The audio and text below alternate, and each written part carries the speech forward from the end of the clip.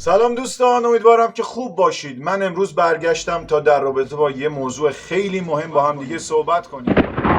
رنگ ها خیلی مهم هستند. شما باید بتونید از رنگ ها درست و به جا استفاده کنید. روزانه باید ارتباط بصری مؤثری با رنگ ها داشته باشید. برای سلامتی روانی خیلی خیلی مهم هستند. ببینید، من امروز این جورابا رو خریدم. این رنگ ها رو خریدم. چرا نباید اینا رو بپوشم؟ به عنوان یک مرد چه اشکال داره که من اینا رو بپوشم؟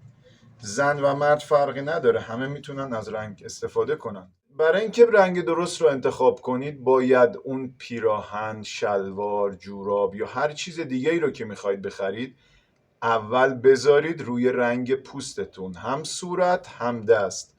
یه مقدار که با رنگ ها آشنا شده باشید مطمئنا رنگ درست رو انتخاب میکنید. پس از رنگ ها نترسید. چه پوست شما سبزه باشه چه روشن باشه، بالاخره رنگ مناسبی برای شما وجود داره. ببینید، مگه این رنگ قرمز نیست؟ با رنگ پوست من تناسبات خوبی داره. و حتی رنگ های دیگه، این رنگ رو ببینید، این رنگ هم با رنگ پوست من رنگ خوبیه، همنشینی خوبی داره. پس باید از رنگ استفاده کنیم، از رنگ ها نترسید. از این به بعد با رنگ سر و کار داریم. توی راندو و توی زندگی باید سعی کنیم که زیاد از رنگ ها استفاده کنیم و ازشون استقبال کنیم. میبینمتون. فعلا خداحافظ.